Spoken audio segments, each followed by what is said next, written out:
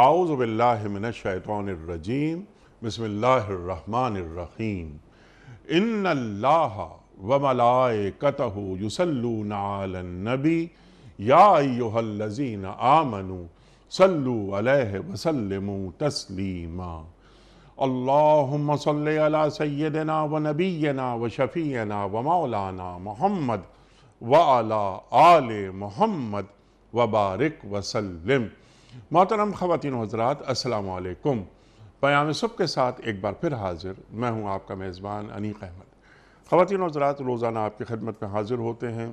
قرآن کریم کی مختلف آیات ہوتی ہیں، ہمارے ملک کے ممتاز علماء ہوتے ہیں، ان کے سامنے یہ آیات رکھی جاتی ہیں تاکہ وہ ہمیں سکھائیں، سمجھائیں، بتائیں کہ قرآن کریم کی یہ آیات ہم سے کیا مخاطبت کر رہی ہیں، ہم پہ کیا ذمہ داریاں عائد کر رہی ہیں، ہمیں کہاں دیکھنا چاہتی ہیں اور ہمیں جو درس عمل دے رہی ہیں وہ کیا ہے۔ خواتین و حضرات، ہمارے معزز علماء تشریف لاتے ہیں، اللہ انہیں سلامت رکھے اور ہمیں قرآن کریم سے قریب کر دیتے ہیں۔ آج کی جو آیات ہیں وہ سورہ غاشیہ کی آیات 21 سے 26۔ خواتین و حضرات، اللہ تعالیٰ فرما رہا ہے، مخاطبت کس سے ہو رہی ہے؟ وجہ وجود کائنات محمد مصطفیٰ احمد مصطفیٰ صلی اللہ علیہ وآلہ وسلم سے۔ اللہ تعالیٰ فرما رہا ہے کہ آپ انہیں نصیحت بس کیے جائیں،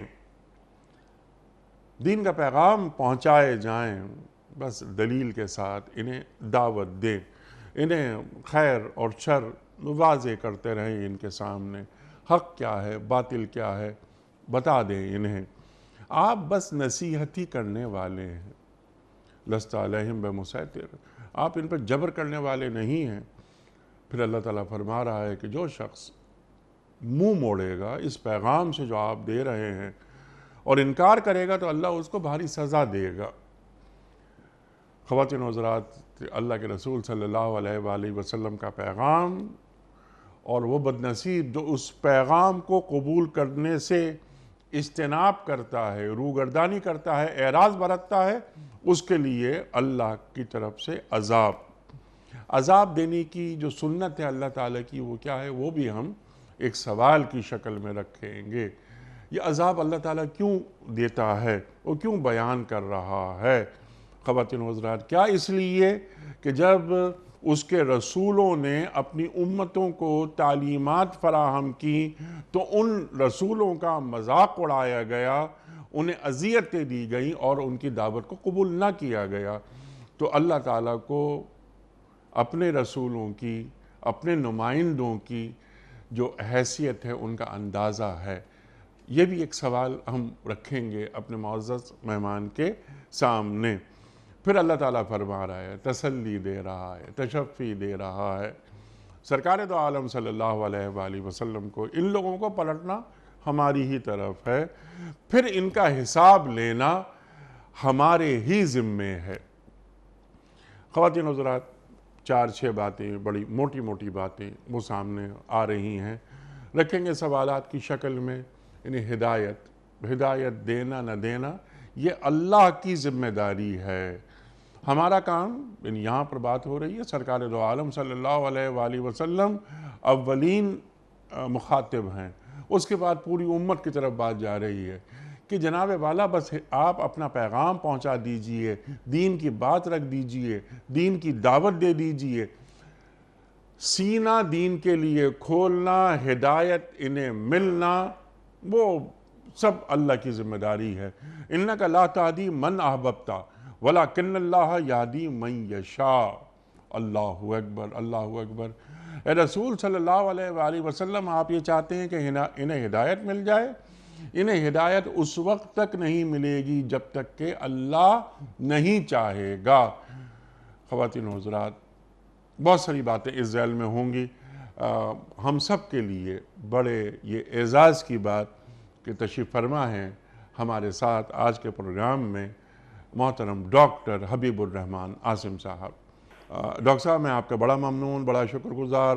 ڈاکٹر صاحب اسلام آباد میں تشریف فرما ہیں اور وہ کہیں اور سنا کرے کوئی، دین کی تفسیر بیان کرتے ہیں، قرآن کریم کو بالکل آسان الفاظ میں بیان کر دیتے ہیں کہ اللہ تعالیٰ اس کلام کے ذریعے ہمیں کیا پیغام دے رہا ہے۔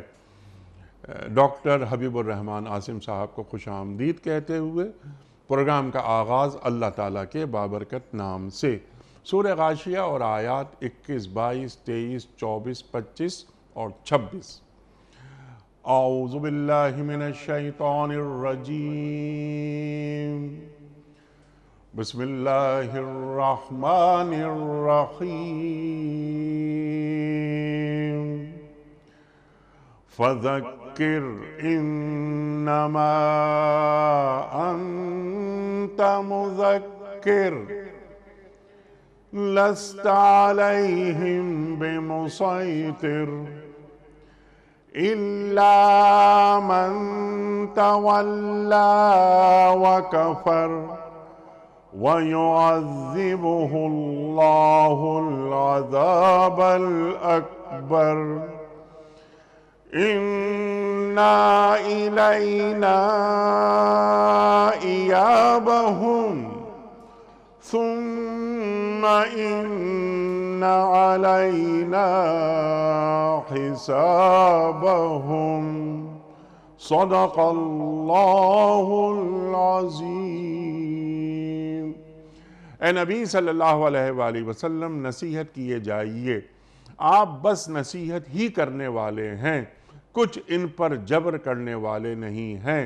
البتہ جو شخص منہ موڑے گا اور انکار کرے گا تو اللہ اس کو بھاری سزا دے گا۔ ان لوگوں کو پلٹنا ہماری طرف ہی ہے، پھر ان کا حساب لینا ہمارے ہی ذمے ہے۔ صدق اللہ العظیم۔ خواتین و حضرات، محترم ڈاکٹر حبیب الرحمن عاصم صاحب کی خدمت میں آج کے پروگرام کے حوالے سے پہلا سوال رکھنے سے قبل کل کے پوچھے گئے سوال کا درست جواب اور آج کا سوال آپ کی خدمت میں۔ کل کا سوال یہ تھا کہ قرآن کریم میں کل کتنی منزلیں ہیں؟ درست جواب 7۔ آج کا سوال نوٹ فرما لیجئے، دوزخ کے کتنے طبقات ہیں؟ دوزخ کے کتنے طبقات ہیں؟ 8، 6 یا 7؟ جو درست جواب آپ سمجھتے ہوں روانہ فرمائیے۔ ہمارے فون نمبرز ہیں 00922134527 ہمارا دوسرا فون نمبر ہے 0092213430098 ہمارا ای میل ایڈریس ps@dunyatv.tv ہمارا SMS کا نمبر 3031 اور خواتین و حضرات ہمارا واٹس ایپ کا نمبر ہے 009232182509194۔ ڈاکٹر صاحب ارشاد فرمائیے، اللہ تعالیٰ کیا فرما رہا ہے؟ سرکار دو عالم صلی اللہ علیہ وآلہ وسلم کے ذریعے پوری امت کو کیا تعلیم دی جا رہی ہے؟ ارشاد۔ بسم اللہ الرحمن الرحیم۔ شکریہ انیق بھائی، آپ نے قرآن مجید کی آیات کا انتخاب کیا اور ہمیں اس خیر کے کام میں اور دنیا اور آخرت میں اللہ تعالیٰ کی رحمت کو حاصل کرنے میں جو کام ہو رہا ہے اس میں شرکت کا یہ موقع عطا کیا۔ اللہ تعالیٰ آپ کی اس کوشش کو قبول فرمائے اور ہماری اس شرکت کو اپنی بارگاہ میں قبول کرتے ہوئے ہمیں اس پر عمل کرنے کی بھی توفیق عطا فرمائے۔ آج کی یہ جو آیات ہیں اس اعتبار سے بہت اہم ہیں کیونکہ دنیا میں جتنے بھی پیغمبر اور رسول اور انبیاء آئے ہیں وہ اور پھر ان کے واسطے اور وسیلے سے ان کے جو ماننے والے اور ان کے پیروکار ہیں ان سب کو ایک بنیادی کام یہ دیا گیا ہے کہ دنیا میں جو ایک کشمکش چل رہی ہے اور چلتی رہے گی، جس میں خیر اور شر ایک دوسرے کے مقابل میں ہیں، شیطان انسانوں کو اور جنات کو گمراہ کر کے اللہ تعالیٰ کی جہنم میں پہنچانا چاہتا ہے اور اللہ اپنے بندوں کو جنت کا راستہ بتا کر کامیابی کی راہ انہیں دکھانا چاہتا ہے۔ یہ کھینچا تانی، یہ کشمکش یہ چلتی رہے گی تو اس موقع پر لازماً رہنمائی کی اور راستہ دکھانے کی ضرورت پیش آتی ہے۔ اس کام کو سب سے بہترین انداز میں براہ راست اللہ تعالیٰ کی طرف سے تعلیمات اور علم حاصل کرنے کے بعد انبیاء نے کیا اور پھر انبیاء نے یہ ذمہ داری اپنے فالوورز کو، اپنے اصحاب کو، اپنی اتباع کرنے والوں کو دی اور کہا کہ تم نے اس کام کو آگے بڑھانا ہے۔ اس اعتبار سے جو پہلا لفظ ہے وہی بہت اہم ہے اور آج کی آیات کا وہ مرکزی مضمون ہے، فذکر، یاد کرواؤ۔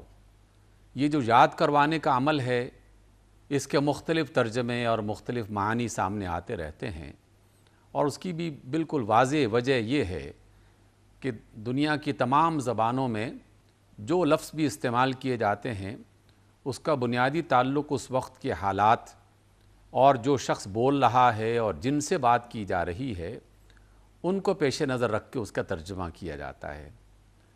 کبھی یہ تعلیم کے معنی میں آتا ہے، کبھی یہ مشورے کی صورت میں پیش کیا جاتا ہے، جی ہاں، کبھی نصیحت اور واعظ کے انداز میں اس کا معنی اور مطلب پیش کیا جائے گا، اور کبھی کبھار یہ باقاعدہ حکم اور اس حکم کو نافذ کرنے کے لیے جو ہے وہ امر کے معنی میں استعمال کیا جاتا ہے۔ اس اعتبار سے جب ہم انبیاء کے حوالے سے اس کو پیش کرتے ہیں اور خاص طور پر خاتم النبیین جناب رسول اللہ صلی اللہ علیہ وسلم کہ اللہ نے آپ کو مخاطب کرتے ہوئے یہ فرمایا ہے کہ فذکر، آپ نصیحت کیجئے، آپ تعلیم دیجئے، آپ یاد کروائیے، انما انت مذکر، اللہ اکبر، کیونکہ آپ کا کام ہی یہی ہے، آپ کو یہی مشن دیا گیا ہے اللہ اکبر، کہ آپ نے لوگوں کو بتانا ہے، راستہ دکھانا ہے اور انہیں خبر دینی ہے کہ نجات کا، کامیابی کا طریقہ کیا ہے، اور خبر دینی ہے کہ گمراہی کا اور ناکام ہونے کے لیے کون کون سے راستے شیطان اور ابلیس کی طرف سے بنائے جا رہے ہیں، تو ان کے خطرات سے انہیں آگاہ کرنے والا اور ان کی کامیابی کی بشارتیں اور اس کے راستے بتانے والا وہ جناب رسول اللہ صلی اللہ علیہ وسلم اور ان سے پہلے تمام انبیاء موجود تھے۔ اس اعتبار سے یہ تعلیم دینا یہ ہر اس فرد کی ذمہ داری بنتی ہے جسے اللہ رب العزت کی طرف سے منتخب کر لیا گیا ہو اور انہیں وہ کام سونپ دیا گیا ہو۔ اسی وجہ سے قرآن مجید کی ایسی دسیوں آیات ہیں کہ جس میں اللہ رب العزت نے جناب رسول اللہ صلی اللہ علیہ وسلم کو براہ راست خطاب کرتے ہوئے یہ فرمایا کہ آپ کو جو کام دیا گیا ہے کہ آپ نے اللہ کے پیغام کو لوگوں تک پہنچانا ہے تو آپ یہ کام کیجئے، ٹھیک، اور اگر آپ نے یہ کام نہ کیا تو پھر آپ نے گویا اللہ کا پیغام لوگوں تک نہیں پہنچایا۔ اور پھر آپ صلی اللہ علیہ وسلم نے مختلف موقعوں پر اپنے جانثاروں کو اور اپنے چاہنے والوں کو اس کام پہ لگا دیا۔ ہم اکثر اپنی ان ملاقاتوں میں جناب رسول اللہ صلی اللہ علیہ وسلم کے خطبہ حجۃ الوداع کا ایک حوالہ پیش کرتے رہتے ہیں تاکہ قیامت تک آنے والے ہر فرد کو یہ بات پتہ چل جائے کہ یہ کام صرف چند افراد کا نہیں ہے بلکہ یہ امت مسلمہ اور محمد صلی اللہ علیہ وسلم کے امتیوں میں سے ہر فرد کا ہے، جو جتنا علم رکھتا ہے، جس کے پاس جتنی دانائی ہے، جس کے پاس جتنا موقع ہے، اسے رسول اللہ صلی اللہ علیہ وسلم کی بات کو جو در حقیقت اللہ تعالیٰ کی بات ہے اسے اپنے سامنے والے جو افراد ہیں، چاہے وہ اس کی اولاد ہے، چاہے وہ اس کے طلبہ ہیں، چاہے اس کے کولیگز ہیں، چاہے اس کے اہل محلہ ہیں، چاہے اس کی قوم ہے، چاہے اس کی جماعت ہے، اسے اللہ کے رسول کے اس پیغام کو آگے پہنچانا ہے۔ فَلْيُبَلِّغِ الشَّاهِدُ الْغَائِبُ، یہ ہم مستقل کہتے رہتے ہیں اور آئندہ بھی جب تک اللہ توفیق دیتا رہے گا اس پیغام کو پہنچایا جاتا رہے گا۔ گویا کہ اللہ کے رسول صلی اللہ علیہ وسلم کے ذریعے سے یہ بات کہی گئی کہ آپ کو اللہ کا پیغام لوگوں تک پہنچانا ہے۔ سیدنا علی علیہ السلام فرماتے ہیں کہ رسول اللہ صلی اللہ علیہ وسلم نے فرمایا کہ یہ جو امر بالمعروف ہے، یعنی اچھی بات کو لوگوں تک پہنچانا، اس کی تعلیم دینا، اس کا حکم دینا، جی، اور نہی عن المنکر یعنی بری بات، نقصان دینے والی بات، ناپسندیدہ بات سے منع کرنا، روکنا، خبردار کرنا، یہ اللہ تعالیٰ کی طرف سے فرض کیا گیا ہے انبیاء پر، اور انبیاء کے واسطے سے ان کے امتیوں پر یہ کام لازم کیا گیا ہے، اور فرمایا گیا جناب رسول اللہ صلی اللہ علیہ وسلم کی طرف سے کہ اگر یہ قوم یہ والا کام یعنی نصیحت کرنے والا کام، راستہ دکھانے والا کام یہ اگر چھوڑ دیں گے تو ایک وقت ایسا بھی آ سکتا ہے کہ یہ لوگ اپنے اللہ کو پکاریں اور اللہ ان کی پکار کو نہ سنیں۔ یہ لوگ اللہ کی طرف دعا کے لیے ہاتھ اٹھائیں اور ان کی کوئی دعا قبول نہ ہو۔ اس اعتبار سے یہ کام بہت ضروری ہے۔ دوسری بات اس میں جو ہماری رہنمائی کے لیے ذریعہ بن رہی ہے، وہ اس کا دوسرا حصہ اس کے ساتھ مل کر ایک بات کو مکمل کر رہا ہے، لست علیہم بمسیطر۔ سبحان اللہ۔ یہ ایک مرحلہ ہے کہ جب عوام ہیں اور آپ نے انہیں حق اور باطل کے درمیان میں فرق بتانا ہے، اس میں اللہ نے چونکہ انسان کو آزاد پیدا کر رکھا ہے، اور اللہ تعالیٰ کو کسی بندے کا ظاہری طور پر مطیع کر دینا یہ مطلوب ہی نہیں ہے۔ اللہ تعالیٰ اس کے دل کی دنیا کو بدلنا چاہتا ہے، اس کے ایمان کو، جس کا براہ راست تعلق اس کے دل سے ہے، اس کے خیالات سے ہے، اس کی سوچ سے ہے، جو کہ انسان کو نہ دکھائی دیتی ہے، نہ اس کا کوئی معیار اور پیمانہ بنایا جا سکتا ہے کہ ہاں میں نے فلاں بندے کا ایمان اتنا جو ہے وہ جانچ لیا ہے۔ جب تک وہ اندر سے بدلے گا نہیں، اس وقت اس کے ظاہر کو محض بدل دینے سے وہ کام پورا ہی نہیں ہوتا۔ اس لیے اللہ تعالیٰ نے کسی نبی کے یہ ذمہ داری نہیں لگائی کہ وہ تلوار کے زور پر، قوت کے بل بوتے پر کسی شخص کو اللہ کا مطیع بنا دے، کسی شخص کو مومن بنانے کی کوشش کرے۔ یہ اس کی ذمہ داری نہیں ہے، اور اس کا ذکر بھی قرآن کی مختلف آیات میں کیا جاتا ہے۔ اللہ رب العزت جب یہ بتاتے ہیں کہ خیر اور شر واضح ہو چکا ہے، اور پھر اس کے بعد لا اکراہ فی الدین، دین کے قبول کرنے میں کوئی زور زبردستی، کوئی جبر اور اکراہ نہیں ہے کہ جس کی بنا پر اس کو قبول کیا جا سکتا ہو۔ اور اکراہ کی صورت میں یعنی زبردستی اور قوت کو استعمال کرتے ہوئے تو اسلام کے اندر داخل ہونے کے بعد بھی کئی معاملات ایسے ہیں کہ جنہیں قبول ہی نہیں کیا جاتا اور جس کو رد کر دیا جاتا ہے۔ محض برسبیل تذکرہ اس بات کا میں ذکر کرنا چاہتا ہوں کہ اگر کوئی شخص بندوق کے زور پر اور قوت کے بل بوتے پر کسی شخص کو طلاق دینے پر آمادہ کر دے اور مجبور کر دے، تو اس کی یہ مجبوری اس عمل کو پورا نہیں کرے گی۔ یہ تو ایک چھوٹا سا اس کا حصہ ہے، لیکن حقیقت میں دین کے قبول کرنے یا نہ کرنے میں اللہ تعالیٰ نے اس کو باقاعدہ ایک اصول بنا دیا، اور یہی وجہ ہے کہ مسلمانوں کی تاریخ ہمیں اس بات کی گواہی دیتی ہے کہ صدیوں کی اس تاریخ میں شاید ہی کوئی ایک آدھ جاہل آدمی ایسا ہوا ہو کہ جس نے اس طرح کی حرکت کی ہو، وگرنہ جو بھی مسلمانوں کے علماء تھے، حکمران تھے، جو اللہ تعالیٰ کی بات کو پہنچانے والے تھے، ان کی طرف سے یہ بات آپ کو نہیں ملے گی کہ مسلمانوں نے کسی علاقے کو فتح کیا ہو اور قوت کے بل بوتے پر وہاں کے جو غیر مسلم ہیں انہیں مسلمان بنایا ہو۔ اس لیے پیغام پہنچانا، اس کی تعلیم دینا، ہر چیز کو واضح اور نکھرے انداز میں پیش کر دینا، یہ انبیاء کی ذمہ داری تھی۔ انبیاء کے بعد ان کے بعد آنے والے جو لوگ ہیں یہ ان کی ذمہ داری ہے۔ لست علیہم بمسیطر، لا اکراہ فی الدین، اس کی تفسیر میں میں نے اس کا ذکر کیا۔ سبحان اللہ۔ تیسری بات اس کے ضمن میں ہی ابھی اس کا ذکر ہو جائے تو زیادہ بہتر ہے۔ بعض لوگ لا اکراہ فی الدین اور لست علیہم بمسیطر اور اس طرح کی دیگر کچھ آیات کو اکٹھا کر کے وہ یہ کہتے ہیں کہ جناب ہم نے کلمہ تو پڑھ لیا ہے، لیکن اب ہم شریعت کے جو مختلف حکم ہیں اس پر عمل کریں یا نہ کریں، اس سے آپ کو کوئی سروکار نہیں ہونا چاہیے، اور اس کے لیے کوئی قانون سازی اور اس کے بارے میں کوئی ایسی نگرانی نہیں ہونی چاہیے۔ بس آپ نے بات بتانی تھی بتا دی، ہم اس پر عمل نہ کریں یا کریں یہ ہمارا اپنا ذاتی فعل ہے، ہم اس میں پوری طریقے سے آزاد ہیں۔ جبکہ یہ ایک بہت بڑی غلط فہمی ہے۔ قرآن مجید کی بہت ساری آیات وضاحت کرتی ہیں، جناب رسول اللہ صلی اللہ علیہ وسلم کی تعلیمات، آپ کے ایکشنز، وہ اس کی تفسیر بیان کرتی ہیں کہ جب تک کوئی شخص مسلمان نہیں ہوا، مومن نہیں ہوا، اور اس نے باقاعدہ اعلان نہیں کیا کہ میں اللہ کو اپنا معبود مانتا ہوں، رسول اللہ صلی اللہ علیہ وسلم کو اللہ کا رسول مانتا ہوں، قرآن مجید کو اللہ کی آخری کتاب مانتا ہوں، جب تک تو اس نے اعلان نہیں کیا اس وقت تک اس کا جو بھی عقیدہ اور نظریہ ہے وہ اس میں آزاد ہے۔ لیکن جب وہ اعلان کر کے دین اسلام میں داخل ہو جاتا ہے تو پھر وہ دین اسلام کی تعلیمات کا پابند ہو جاتا ہے۔ بالکل اس طرح جیسے ایک فرد، ایک اسٹوڈنٹ، ایک طالب علم آزاد ہے کہ وہ کسی یونیورسٹی میں داخلہ لے یا نہ لے، کسی کالج کا باقاعدہ ایک رجسٹرڈ اسٹوڈنٹ بنے یا نہ بنے، جب تک وہ نہیں بنتا اس وقت تک وہ آزاد ہے، وہ وہاں جائے نہ جائے، پڑھے نہ پڑھے، کوئی اس سے نہیں پوچھ سکتا.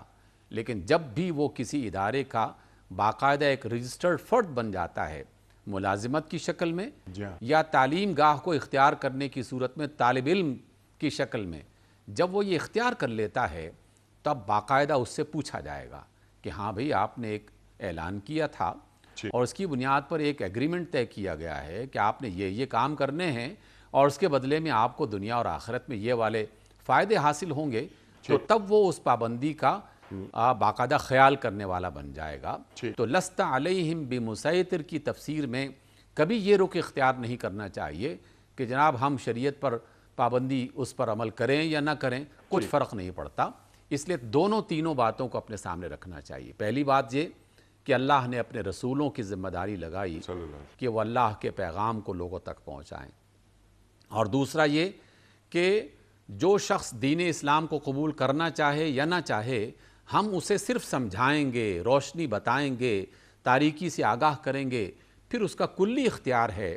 اگر اس کا دل مانتا ہے اور وہ اس کا اقرار کرتا ہے تو مان لے، اور اگر وہ نہیں ماننا چاہتا تو وہ آزاد ہے، اس کی سزا اس کو بھگتنا پڑے گی، اور اس کا اگلی آیات میں ذکر آتا ہے.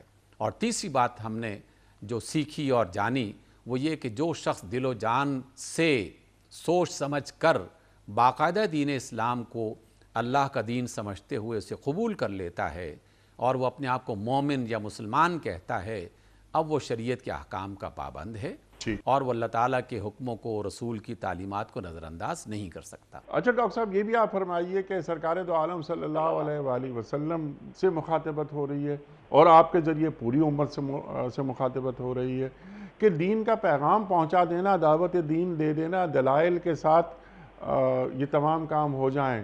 ان کے بارے میں تو ہم پوچھیں گے آپ سے، لیکن ہم یہ نہیں پوچھیں گے آپ سے کہ ان میں سے کتنے لوگوں نے ایمان قبول کیا، کیونکہ ہدایت اللہ کی طرف سے ہے، اور اِنَّا هُدَى اللَّهِ هُوَ الْهُدَى، یہ بھی اللہ تعالیٰ قرآن کریم میں فرما رہا ہے.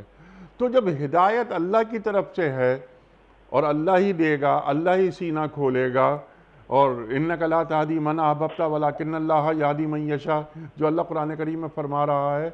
تو جس کو ہدایت اللہ نہیں دے رہا یا اس قابل نہیں سمجھ رہا، تو پھر اس کے لیے گناہ، ثواب، عذاب یہ کیوں ہیں پھر؟ انیق بھائی، یہی وہ نازک موڑ ہے جہاں شیطان اپنا تیر چلاتا ہے اور شکار کرتا ہے بے شمار انسانوں کو. اور بعض اوقات جو ہے وہ نادانی میں ہم جیسے لوگ جو اپنے آپ کو مومن مسلمان کہتے ہیں، بعض اوقات وہ بھی اس کا نشانہ بن جاتے ہیں.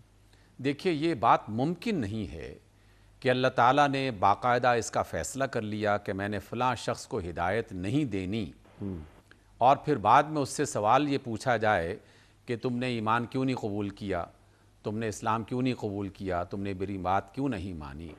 اللہ تعالیٰ ایسا فیصلہ نہیں کرتا، بلکہ اس کی بنیاد یہ ہے کہ اللہ رب العزت جب روشنی عطا کرتا ہے، نور عطا کرتا ہے، رہنمائی عطا کرتا ہے، تو وہ سب کے لیے یکساں ہے. وہ ایسا ہے کہ جیسے اس کے سورج کی روشنی، جیسے اس کے بادلوں کی بارش، جیسے اس کے ہواؤں کی ٹھنڈک، اور اس کے اندر جو بھی نعمتیں پائی جاتی ہیں، اللہ رب العزت یہ سب کے لیے عام کرتا ہے. اور پھر اس کے بعد باقاعدہ مہلت دیتا ہے، موقع دیتا ہے، اور کئی بار یہ موقع دیتا ہے. لیکن جس شخص نے سورج کی روشنی دیکھنے کے باوجود آنکھیں بند کر لیں اور بارش اترنے کے باوجود اپنے دل کی کھیتی کو بنجر رہنے دیا، اور ہواؤں کے آنے کے باوجود اس نے آکسیجن وہ حاصل نہ کی اور وہ کسی ایسے کونے خدرے میں جا کے گھس بیٹھ گیا، تو ایسے شخص کو پھر ایک خاص مدت کے بعد اللہ تعالیٰ اس ہدایت سے، اس رحمت سے، اس نعمت سے محروم کر دیتا ہے. اور یہی وہ محروم کرنا ہے جس کی بنیاد پر اللہ رب العزت نے جناب رسول اللہ صلی اللہ علیہ وسلم سے یہ فرمایا کہ اے رسول، آپ جسے چاہتے ہیں کہ یہ شخص ہدایت والا بن جائے، اللہ تعالیٰ اگر نہ چاہے تو یہ شخص ہدایت قبول نہیں کر سکتا. یہاں اللہ تعالیٰ نہ چاہنے کا مطلب یہ ہے کہ اللہ تعالیٰ نے اس کے سامنے بھی یہ کھلی کتاب اور یہ روشن رسول بالکل واضح طور پر رکھا، اسے سمجھنے کے لیے عقل، بصیرت، سمجھ بوجھ سب کچھ عطا کیا. پھر اس کے بعد موقع عطا کیا، پھر بار بار مختلف طریقوں سے یہ بات سمجھانے کے لیے جو بھی وسیلے ہو سکتے ہیں وہ سب کے ساتھ اس کے سامنے پیش کر دیے۔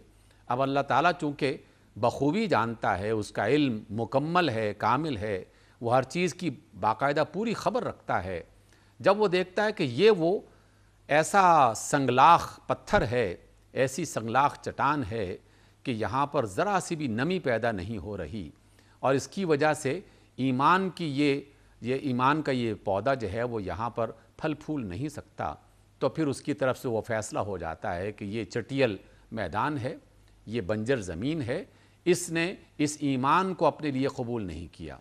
اس کے بعد چونکہ انسان کے پاس علم تو اللہ تعالیٰ کی طرف سے ملتا رہتا ہے، اور ہر ایک کے درجے کے مطابق اللہ تعالیٰ اسے علم عطا کرتا ہے، لیکن پھر بھی وہ کامل ترین علم جو اللہ کی ذات کو میسر ہے، یقیناً وہ کسی بھی انسان کو دنیا میں میسر نہیں ہوا۔ اس کی بنا پر دل کی خواہش اور تمنا پھر بھی آ سکتی ہے کہ کاش فلاں میرا عزیز، فلاں میرا اس علاقے کا رہنے والا، فلاں آدمی بڑا سمجھدار ہے، فلاں آدمی بڑا طاقتور ہے، فلاں آدمی بڑا باصلاحیت ہے، اگر وہ دین قبول کر لے گا تو اس کے ذریعے سے دین کو تقویت ملے گی۔ سبحان اللہ۔ یہ خواہش کی جا سکتی ہے، اس کا اظہار بھی ہو سکتا ہے، اور اس خواہش کا اظہار سرکار دو عالم صلی اللہ علیہ وسلم نے بھی فرمایا۔ اور جب وہ لوگ مسلمان نہیں ہوئے، دین قبول نہیں کیا، آپ کو افسوس ہوا، آپ کو اذیت ہوئی، تو جبریل امین تشریف لے آئے اور یہ وہی آ گئی کہ لعلک باخع نفسک الا یکونوا مؤمنین۔ جی اللہ اکبر، کہ اگر یہ مسلمان نہیں ہوں گے، دین قبول نہیں کریں گے، تو کیا آپ اپنی جان گنوا دیں گے؟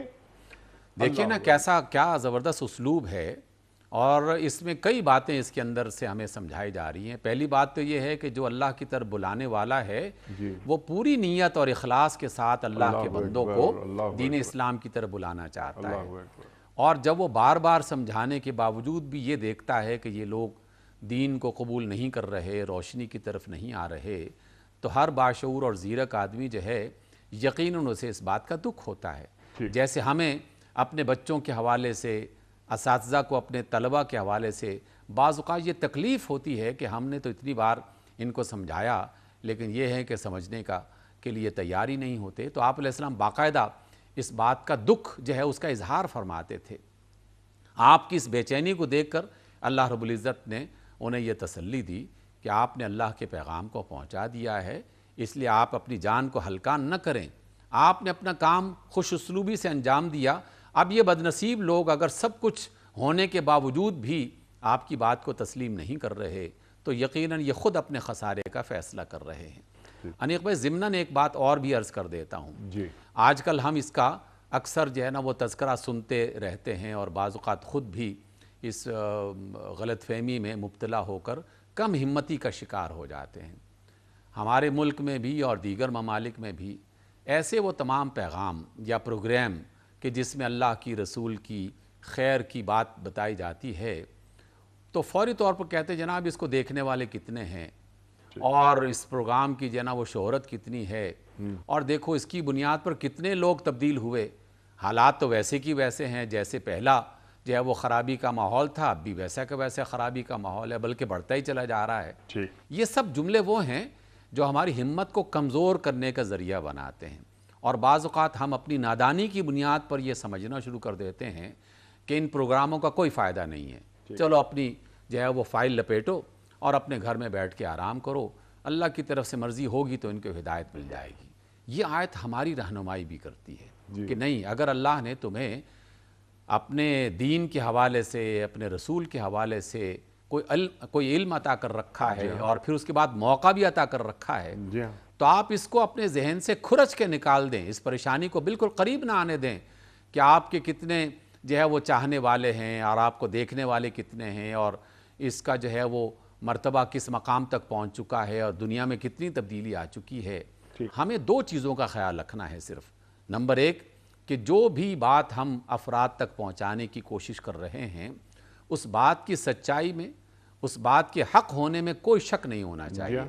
اس کے لیے پوری تحقیق کی جائے، ریسرچ کی جائے، پڑھا جائے، اہل علم سے، اہل دل سے پوچھا جائے، ان سے مشورہ کیا جائے، اور جب وہ بات بالکل واضح طور پر ہماری سمجھ میں آ جائے تب پھر یہ بات آگے پہنچانے کا عمل یہ ہم پر واجب ہو جاتا ہے۔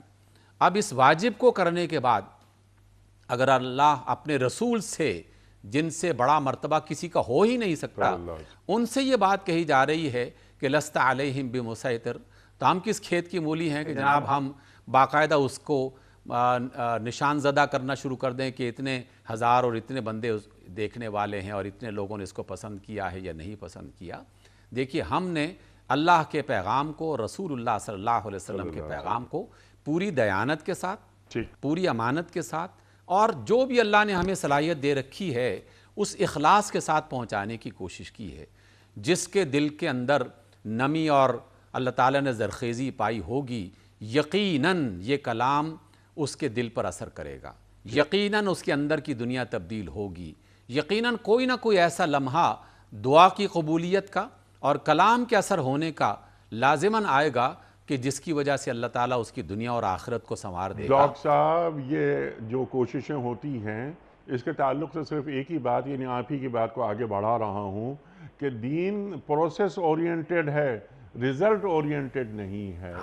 قیامت کے دن بہت سارے انبیاء آئیں گے، اپنی اپنی امتوں کے ساتھ ہوں گے، کچھ انبیاء ایسے بھی ہوں گے کہ جن کے ساتھ امت میں ایک فرد ہوگا، کہ پوری زندگی میں ایک فرد، اور بعض ڈاکٹر صاحب یہی باتیں ہم نے آپ سے سیکھی ہیں کہ بعض انبیاء تنہا ہوں گے۔ اللہ اکبر، 950 سال نوح علیہ السلام، تو یہ اللہ کا کام ہے، بس اللہ کا کام بیان کر دیا جائے، اور سرکار دو عالم صلی اللہ علیہ وآلہ وسلم، ان سے بڑا کوئی مبلغ نہیں ہو سکتا کہ لست علیہم بمسیطر، ہم نے آپ کو سختگیر بنا کر نہیں بھیجا ہے۔ اور ایک اور جگہ قرآن کریم میں اللہ تعالیٰ ارشاد فرماتا ہے کہ اگر آپ سختگیر ہوتے تو لوگ آپ کے پاس سے چھٹ جاتے۔ جی ہاں، اللہ اکبر۔ تو دین کا پیغام یہ اللہ کا دین ہے، اللہ کو معلوم ہے کہ اس دین کی خدمت کے لیے کون سے افراد منتخب کرنا ہے۔ جو لوگ منتخب ہو گئے یہ ان کے لیے اعزاز ہے کہ وہ منتخب ہو گئے، ورنہ کسی اور کو اللہ منتخب کر لیتا۔ اس دین کی فکر اللہ تعالیٰ کو ہم سے زیادہ ہے۔ ٹھیک ہے ڈاکٹر صاحب؟ یقیناً اس میں کوئی شک نہیں ہے۔ تو اب یہ آج کا جو داعی دین ہے، یہ تمام باتیں جو آپ نے ہمیں بتائیں، یہ تو سبحان اللہ پہ کہ سب چیزیں بتا دیں اللہ تعالیٰ نے کھول کر کہ کیا حق ہے، کیا باطل ہے، کیا شر ہے، کیا خیر ہے۔ جو ہم نے بات کی تھی ابھی کہ ہدیناہ النجدین، اب اما شاکرا و اما کفورا کی بات اللہ تعالیٰ فرما رہا ہے۔ فَلَمَّا زَاغُوا أَزَاغَ اللَّهُ قُلُوبَهُمْ کی بات بھی اللہ تعالیٰ فرما رہا ہے کہ جب انہوں نے اپنے دل ٹیڑھے کر لیے تو پھر اللہ تعالیٰ نے بھی ان کے ساتھ وہی سلوک کیا۔ اللہ تعالیٰ تو ہدایت دینا چاہتا ہے۔ اب یہاں پر بعض لوگ، جیسا آپ نے بات فرمائی کہ بعض لوگ ہدایت قبول کرنا ہی نہیں چاہتے، تو جو داعی دین ہے، جو دین کو پیش کر رہا ہے، جو مبلغ ہے، بعض اوقات وہ چڑچڑاہٹ کا شکار ہو جاتے ہیں۔ ہم بھی یہاں دیکھتے ہیں اپنے معاشروں میں، آپ بھی دیکھتے ہیں ڈاکٹر صاحب، تو داعی دین کو کیا کبھی غصہ آنا چاہیے دین پیش کرتے ہوئے؟ ہاں، جب دینی شاعر کا مذاق اڑ رہا ہو، دین کا مذاق اڑ رہا ہو، تو پھر ضرور غصہ آنا چاہیے۔ لیکن یہاں پر بات ہو رہی ہے فذکر انما انت مذکر لست علیہم بمسیطر۔ دین کا پیغام یہ دیکھو بھائی، یہ ہے، یہ اللہ کی دعوت ہے، یہ اللہ کا پیغام ہے، اور اللہ ہمیں کیسا دیکھنا چاہتا ہے۔ تو داعی دین کو، مبلغ دین کو آپ کیا پیغام دیں گے؟ چند ٹپس آپ ارشاد فرما دیجئے۔ دیکھیں انیق بھائی، ہمارا زندگی کا تجربہ اور دنیا میں موجود جتنے بھی تعلیم کے اور تبلیغ کے شعبے سے تعلق رکھنے والے افراد ہوں، چاہے وہ کسی بھی تہذیب اور ثقافت سے ان کا تعلق ہو، اور نفسیات کے ماہرین ان کے تجربات، خود قرآن مجید کی آیات، یہ سب اس کا ایک نتیجہ یہ نکلتا ہے کہ غصے اور جبر کی حالت میں کوئی بھی بات کسی بندے کے دل پہ نہیں اترتی۔ جب بھی کوئی شخص جو ہے اس کی آنکھیں سرخ ہو جائیں، اس کی جو ہے وہ پیشانی پر بل آ چکے ہوں، اور وہ اس کیفیت میں کوئی بات پہنچانے کی کوشش کر رہا ہو، بظاہر تو ایسا لگ رہا ہوگا اسے کہ میں نے تو اپنی پوری توانائی صرف کر دی ہے۔ حالانکہ وہ نادان یہ نہیں سمجھتا کہ دل محبت کی بات کو قبول کرتا ہے۔ ایسا لہجہ کہ جس میں دھیما پن ہو، ایسا لہجہ جس میں عقل کی بات ہو، ایسی بات کہ جس میں دانائی اور حکمت پائی جاتی ہو، ایسی بات کہ جس میں 2 چیزوں کو 3 چیزوں کو واضح کر کے نکھار کے سامنے کر دیا جائے اور پھر اسے سوچنے پر آمادہ کر دیا جائے، وہی در حقیقت رہنمائی کا ذریعہ بنتا ہے۔ اس اعتبار سے اپنے دل میں غصہ لانا، کوئی بات آپ کو نہ سنے اور کوئی شخص یہ سمجھنا شروع کر دے کہ میں تو داعی دین ہوں، اس لیے مجھے تو ڈنڈے کے زور پر بات کرنی چاہیے، میرے لہجے کی جو سختی اور کرختگی ہے یہ میری قوت کی علامت ہے، وہ انتہائی نادان آدمی ہے۔ ٹھیک، اس وجہ سے دل بدلنا ہے تو پھر محبت کے ساتھ، دانائی کے ساتھ، حکمت کے ساتھ، موقع محل دیکھ کر، حالات کو دیکھ کر اسے پھر اللہ تعالیٰ کی اور اس کے رسول کی بات پہنچائی جائے۔ خود ہمیں جناب رسول اللہ صلی اللہ علیہ وسلم یہ تعلیم دے رہے ہیں، قرآن مجید میں اس کے اشارات پائے جاتے ہیں کہ آپ نے ایک بندے کو ایک بات سمجھائی، پہلے تو ان تمام چیزوں کا خیال رکھنا چاہیے جس کا بھی ہم نے ذکر کیا، حالات اور اپنی جو شخصیت اور بات کی سچائی، یہ سب چیزیں۔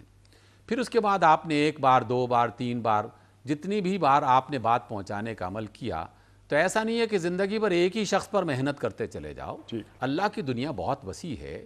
جناب رسول اللہ صلی اللہ علیہ وسلم کی سیرت رہنمائی کرتی ہے کہ مکہ میں رہ کر لوگوں کو دعوت دین کا یہ کام چلتا رہا، بے شمار آزمائشیں اور اذیتیں، یہ سب ایک وقت ایسا بھی آیا کہ آپ علیہ السلام نے مکہ چھوڑ کر باقاعدہ طائف کا سفر اختیار کیا۔ آپ نے مختلف قبائل میں جانے کا ارادہ کیا۔ آپ نے اپنے اصحاب میں سے باقاعدہ کچھ لوگوں کو حبشہ جانے کا حکم دیا اور کہا کہ وہاں جاؤ، ایسا نہیں ہے کہ تم نے اپنی جان بچانی ہے، بلکہ آپ علیہ السلام کی تعلیمات یہ بتاتی ہے کہ وہاں جاؤ، وہاں پر ایسی حکومت ہے کہ جہاں ظلم نہیں ہوتا، اور وہاں تبلیغ دین ایک بنیادی مقصد تھا۔ تو اس اعتبار سے بھی اللہ کی زمین بہت وسیع ہے۔ اپنے دل میں غصہ پیدا کرنے کے بجائے اور جبر اور اکراہ کی پالیسی اختیار کرنے کے بجائے دین اسلام کو نرمی سے اور محبت سے پھیلانے کی کوشش کی جائے۔ نرمی اور محبت کے ساتھ ساتھ حکمت کا بھی کوئی مقام ہے دین کے پیغام کو پہنچانے کے لیے کہ ادعو الی سبیل ربک بالحکمہ والموعظۃ الحسنہ وجادلہم باللتی ہی احسن۔ دیکھا ہی جاتا ہے کہ وہ حکیمانہ انداز بعض اوقات ہمارے داعی دین، ہمارے مبلغ دین حکمت کا خیال نہیں رکھتے کہ کون سی بات یہاں کہنی ہے، کون سی بات یہاں نہیں کہنی۔ کلم الناس علی قدر عقولہم، لوگوں سے بات کرو ان کی عقل کے مطابق کہ کہاں کس سے کون سی بات کرنی ہے، اس کا درجہ کیا ہوگا۔ یقیناً اس کی حکمت کی جو آپ نے انیق بھائی بات کی ہے، اس سے کوئی شخص انکار بھی نہیں کر سکتا، اور یہ انتہائی اہم ہے۔ یعنی آپ نرم لہجے میں، دھیمے انداز میں جو بات مرضی کہہ دیں، لیکن اگر وہ موقع محل کی مناسبت سے نہیں ہے، جس فرد کو آپ بات کہہ رہے ہیں اس کے مطابق نہیں ہے، جو حالات ہیں اس کے مطابق نہیں ہے، تو گویا اس کے اندر سے حکمت تو نکل گئی، تو وہ صرف اکیلا دھیما لہجہ وہ کام نہیں کرے گا۔ سبحان اللہ۔ حکمت کا مطلب ہی یہی ہے، اور کہ آپ جو بھی علاج کرنا چاہتے ہیں وہ اس بندے کی شخصیت کے اعتبار سے، اس کے مزاج کے اعتبار سے، موسم کے اعتبار سے، حالات کے اعتبار سے سب کا جائزہ لینے کے بعد جب آپ کسی مرض کو دور کرنے کی کوشش کریں گے تبھی وہ کارگر ہوگا۔ یہی وجہ ہے کہ آپ صلی اللہ علیہ وسلم جب ایک عام آدمی آتا ہے اور وہ پوچھتا ہے کہ یا رسول اللہ میں جنت کا حقدار بننا چاہتا ہوں، مجھے نصیحت فرمائیے، تو آپ علیہ السلام ایک عام آدمی کو بالکل سادہ سی تعلیم دیتے ہیں، کلمہ توحید اور ایمان کی بات سمجھانے کے بعد 5 وقت کی نمازیں، رمضان کے روزے، موقع ملے اور استطاعت ہو تو حج، اور مال کے اندر قدرت ہو تو زکوٰۃ، بس یہی کافی اس کے لیے۔ لیکن جب یہی سوال معاذ بن جبل پوچھتے ہیں تو پھر انہیں پوری تفصیل بتائی جاتی ہے کہ فلاں فلاں حکم جب تم نے اس کا فیصلہ کرنا ہے تو پہلے یہ اختیار کرو، پھر یہ اختیار کرو، پھر یہ اختیار کرو۔ سیدنا علی آتے ہیں علیہ السلام تو آپ کو بالکل مختلف انداز میں تعلیمات کا ایک پورا ذخیرہ کھول دیا جاتا ہے اور حکمت اور دانائی آپ کے سامنے پیش کر دی جاتی ہے۔ اس لیے جو فرد جس انداز کا ہے، جس کیلیبر کا ہے، جس صلاحیت کا ہے، اس کے ساتھ ساتھ جو موقع محل ہے، اس موقع محل کو بھی سامنے رکھتے ہوئے پھر اللہ اور اس کے رسول کی تعلیم بتائی جائے گی، تو یہ حکمت ہے۔ میں ایک اور بات اکثر دوستوں سے شیئر کرتا رہتا ہوں اور وہ یہ ہے کہ جس کا کام اسی کو ساجے. جی ہاں. مثلا جو عالم ہے، جو استاد ہے، جو معلم ہے، جو مرشد ہے، جس کے پاس علم ہے، اسے تو نصیحت کرنی چاہیے، حکمت کے ساتھ بات پہنچانی چاہیے، سمجھانا چاہیے، تعلیم دینی چاہیے. لیکن جو ذمہ دار ہے، جو حکمران ہے، اسے آگے بڑھ کر ایک قدم اور آگے بڑھ کر اسے اللہ اور اس کے رسول کی تعلیم کو نافذ کرنا چاہیے. اگر علماء جو ہیں یہ اللہ کے رسول کی تعلیمات کو نافذ کرنے کا اختیار اپنے ہاتھ میں لے لیں اور حکمران نصیحت اور واعظ کرنا شروع کر دیں تو معاشرہ کبھی سدھر نہیں سکتا. معاملات سدھرنے کے بجائے بگڑنا شروع ہو جائیں گے. اس لیے جس کا جو کام ہے وہ اپنے دائرے میں رہتے ہوئے اپنے حصے کا اور اپنی ذمہ داری کا کام انجام دے گا تو تبھی وہ بات کامیاب ہوگی اور اس کے اچھے نتائج نکلیں گے. سبحان اللہ، سبحان اللہ، سبحان اللہ، سبحان اللہ. کیا اہم بات آپ نے فرمائی کہ دین کیا ہے، دین کی سمجھ کیا ہے، دین کا پیغام کیا ہے، دین کا نفاذ کیا ہے. تو علماء دانشوروں سے بات کو حکمران سمجھیں اور قوت نافذہ کیونکہ ان کے پاس ہے تو پھر اسے نافذ کریں. سبحان اللہ، سبحان اللہ. تو بعض دفعہ یہ ہوتا ہے کہ جو ذمہ داریاں ہیں وہ تبدیل ہو جاتی ہیں. جس جانب آپ نے ڈاکٹر صاحب اشارہ فرمایا کہ حکمران دین سکھانے پر مامور ہو جاتے ہیں اور علماء، دانشور، مبلغ یہ دین کے نفاذ میں مصروف ہو جاتے ہیں. اللہ اکبر، اللہ اکبر. ادفع باللتی ہی احسن. ڈاکٹر صاحب کو پرابلم ہوتے ہیں، مسائل آتے ہیں، ان مسائل کو بھی ایک دین پیش کرنے والا شخص، ایک مبلغ دین، وہ کیا کرے کہ ان مسائل کو انتہائی احسن طریقے سے اس کو دفع کرے ان چیزوں کو. اچھا ڈاکٹر صاحب، کیونکہ اب یہ بہت ساری باتیں تو اس ذیل میں ہو گئیں، لیکن یہ جو آخر کی جو آیات ہیں میں چاہ رہا ہوں کہ اس پر بھی آپ بات فرما دیجئے، کیونکہ بنیادی بات دین کا پیغام، طریقہ کار وہ آپ نے بالکل واضح کر دیا. اب اللہ تعالیٰ فرما رہا ہے کہ اس کے باوجود یعنی ایک حسین انداز میں آپ کو دین پہنچایا گیا، دلائل کے ساتھ آپ کی خدمت میں دین پہنچایا گیا، لیکن پھر بھی کیا کیا کہ منہ موڑ لیا، دین کی دعوت کو قبول نہیں کیا. اللہ تعالیٰ کیا فرما رہا ہے؟ بلکہ جیسے انٹرو میں نے کہا کہ سرکار دو عالم صلی اللہ علیہ وآلہ وسلم کو تشفی دی جا رہی ہے کہ جو منہ موڑے گا، انکار کرے گا، اس کے لیے بھاری سزا ہے. اب یہ اللہ کے کام ہیں تو اللہ کے کام اللہ کو کرنے دیں. بعض دفعہ یہ بھی ہوتا ہے، دیکھنے میں آتا ہے کہ اللہ کے کام ہم نے پکڑ لیے، اپنے کام ہم نے اللہ پہ چھوڑ دیے. اللہ تعالیٰ فرما رہا ہے کہ ان کو پلٹنا ہماری ہی طرف ہے اور ان کا حساب لینا ہمارے ذمے ہے. یہ آپ ہدایت پہنچا دیجئے. اگر روگردانی کرتے ہیں یہ تو پھر ہم نمٹ لیں گے ان سے اور ہمیں ان سے نمٹنا آتا ہے. ڈاکٹر صاحب اب یہ ذرا عذاب ہے کہ عذاب اللہ دے گا، تو عذاب لینا اللہ کا حق ہے. تو عذاب لینا جو اللہ کا حق ہے تو یہ حق معاف بھی تو ہو سکتا ہے. ارشاد ڈاکٹر صاحب. انیق بھائی، اس میں دو تین مختصر سی باتیں. ایک تو بات جو ہے جس کا پہلے حصے سے ایک تعلق ہے، چونکہ قرآن مجید کی آیت اور آپ صلی اللہ علیہ وسلم کا فرمان ہے. قرآن کی آیت یہ ہے کہ فذکر بالقرآن من یخاف وعید. نصیحت کرنے اور اللہ کی تعلیم دینے کے لیے سب سے مؤثر ذریعہ قرآن مجید ہے، اور پھر اس کی وضاحت کے لیے جناب رسول اللہ صلی اللہ علیہ وسلم کی سیرت طیبہ. تمام واعظین کو، معلمین کو، مرشدین کو یہ بات بار بار تازہ کرتے رہنا چاہیے کہ ان دو وسیلوں سے زیادہ بہتر اور کوئی وسیلہ سبحان نہیں. اللہ. دوسری بات کہ جب بھی اللہ تعالیٰ کی طرف سے کوئی بات آتی ہے تو رسول اللہ فرماتے ہیں کہ تمہارے پاس جو علم ہے تو جو علم والا ہے وہ یہ نہ سمجھے کہ وہ سمجھدار بھی بہت ہے. آپ علیہ السلام کا فرمان ایک بڑا انوکھے انداز میں ہمیں تعلیم دے رہا ہے کہ بہت سارے علم والے ایسے ہیں کہ جن کے پاس سمجھ نہیں ہوتی، اور جب آپ کسی بندے کو بات بتاتے ہیں تو بہت سارے سمجھدار ایسے ہیں کہ جو اللہ کے پیغام کو کسی ایسے بندے تک پہنچاتے ہیں جو ان سے بھی زیادہ سمجھدار ہیں. گویا کہ علم میں مسلسل درجات کا اضافہ اور سمجھ بوجھ میں اللہ تعالیٰ کی دی ہوئی صلاحیتیں، اس میں فرق آتا رہتا ہے، اس لیے یہ کام کبھی ختم نہیں ہونا.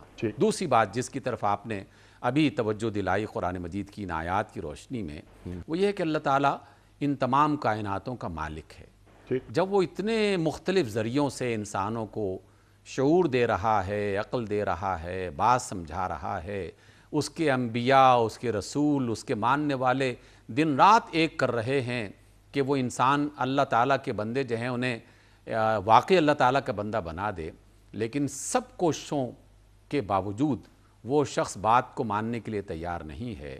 تو جو نہیں مان رہے انہیں یہ گمان نہیں کرنا چاہیے کہ اب انہیں کوئی پوچھنے والا نہیں ہے، ٹھیک، نہیں، انہیں پوچھنے والا بھی موجود ہے اور اس کے پاس یہ کلی اختیار ہے۔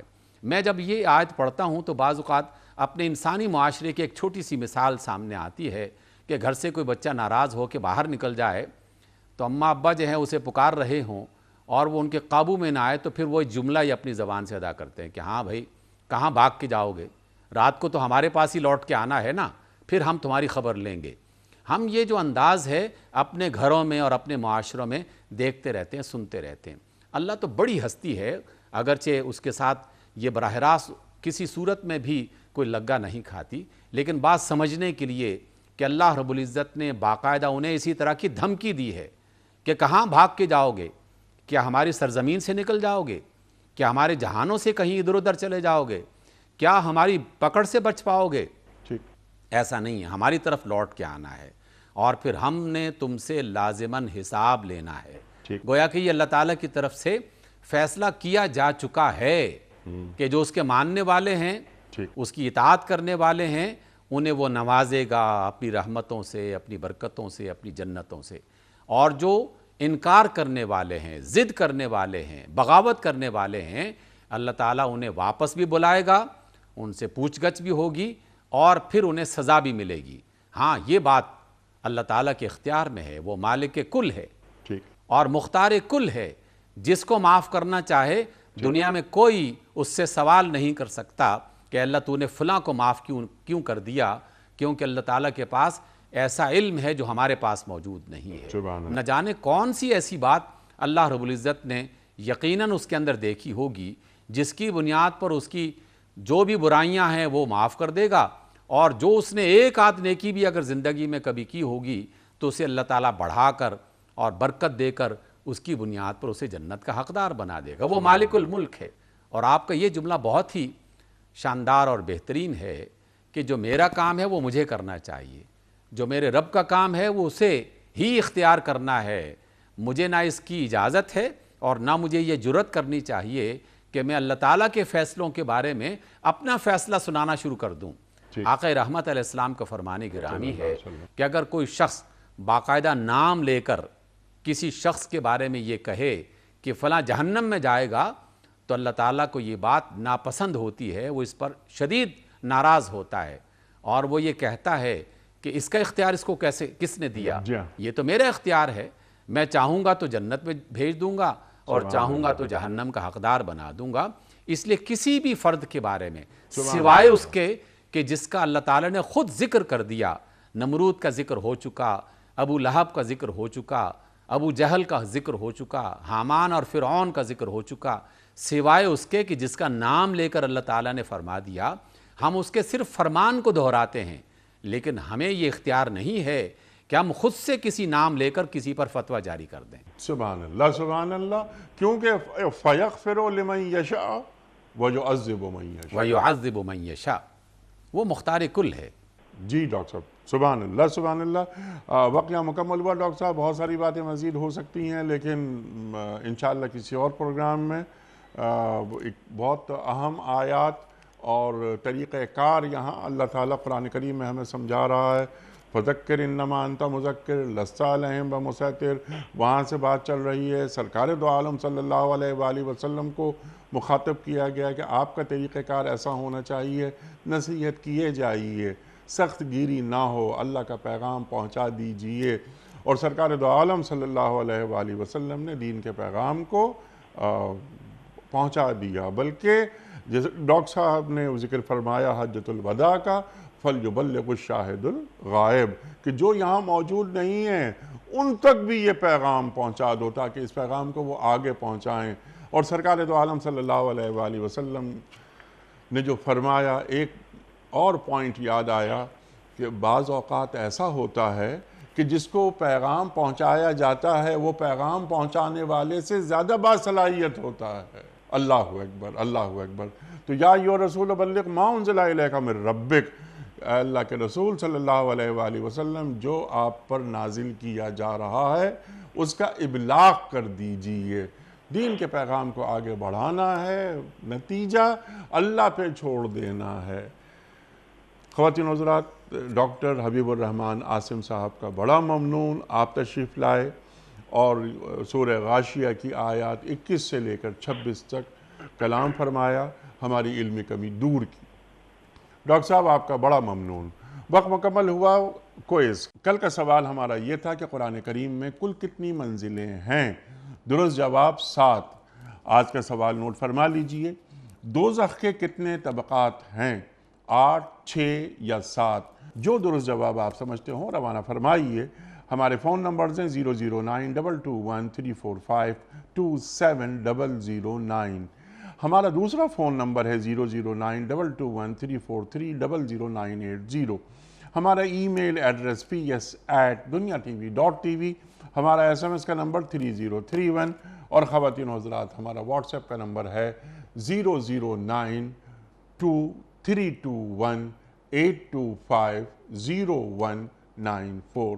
وقت قرآن اندازی کا مہمان کراچی میں کو تشریف فرما نہیں، تو یہ ذمہ داری میں ادا کر رہا ہوں۔ آج کے ونر ہیں محمد اسلم صاحب DI خان سے۔ محمد اسلم صاحب DI خان سے آپ کی خدمت میں دنیا ٹی وی کی جانب سے دینی کتب پر مشتمل گفٹ ہیمپر آپ کے گھر بذریعہ کوریئر روانہ کیا جا رہا ہے۔ آپ کو بہت بہت مبارک ہو۔ اختتام ہوتا ہے پیام صبح کا روزانہ ایک قول پر، اور وہ قول ہوتا ہے صاحب نہج البلاغہ امیر المومنین حضرت علی مرتضیٰ کرم اللہ وجہہ کا۔ آپ فرماتے ہیں سب سے بڑی سخاوت یہ ہے کہ تم اپنے مال کو طلب کے بغیر دو اور دوسروں کے مال سے اجتناب کرو۔ سب سے بڑی سخاوت یہ ہے کہ تم اپنے مال کو طلب کیے بغیر دو اور دوسروں کے مال سے اجتناب کرو۔ سبحان اللہ، سبحان اللہ۔ اپنے میزبان انیق احمد کو کل تک کے لیے اجازت دیجیے۔ خدا حافظ۔